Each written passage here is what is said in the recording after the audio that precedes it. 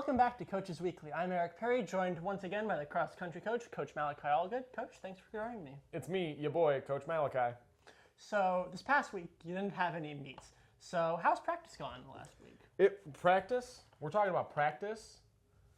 Practice. We're talking about I'm just kidding.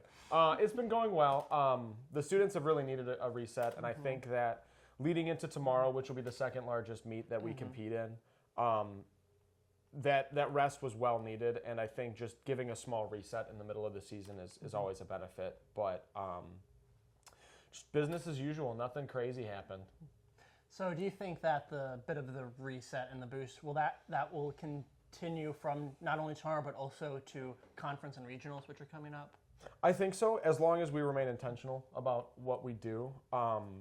Opportunity is something that continually arises, and quite frankly, success is a set of actions, not just a single stroke of luck. And so I think as long as we remain focused on the big goal and the whole body of work, which is something I preach about with them all the time, they will be able to lock in for the remaining 3.5 weeks that we have. We're a month out from regionals right now, so there's still plenty of time, but the clock is ticking.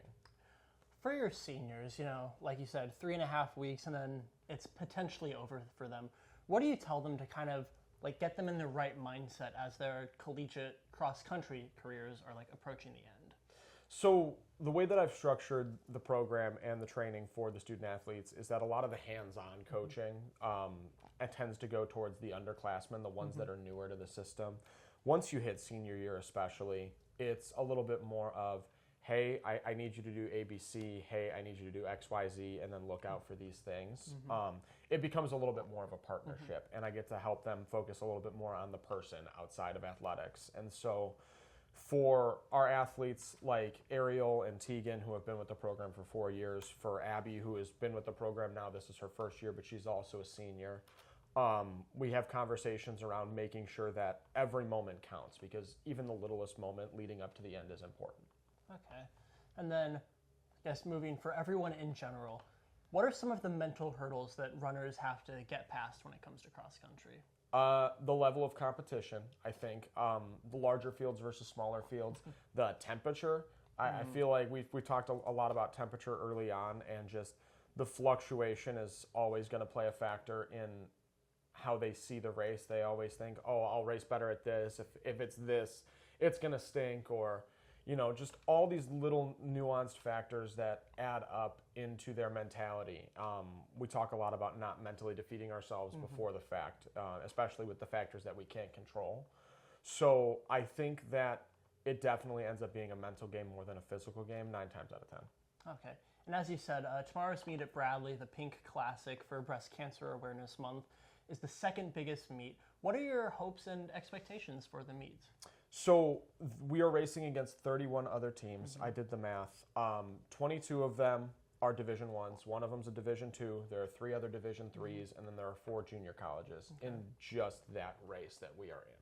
So my message to the team this afternoon, in approximately 1 hour actually, is going to be show that you've earned a spot at the table. Show that you belong here, because you do, right? There's no sort of funny business going on around what we're doing. Being there was intentional. Putting them in that position was intentional.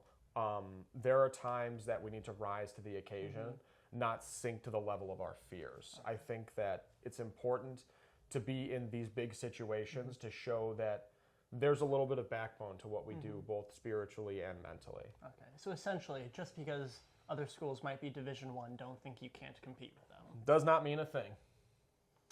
And then, so as we approach the track season coming up in the spring, what's the biggest in your opinion, what's the biggest difficulty when runners jump from cross country to track and field? The speed work. The training that we do now is very aerobically based, and a lot of the student athletes are going to transition into shorter races that are going to require a little bit more speed and power into their everyday training regimen. So they're going to come out around Thanksgiving, full of turkey and stuffing and what have you, and be slow as all get out. And that's okay, because we don't need them super fast in November, December. We need them super fast in February, and then as an extension in May. And so that would probably be the biggest difficulty, but it's not one that we've, never contended with previously. All right. Well, I think that's all I have for you today. So once again, thanks for joining me. This has been Coaches Weekly. I'm Eric Perry. This is Coach Malachi Olgan, and we'll see you next time.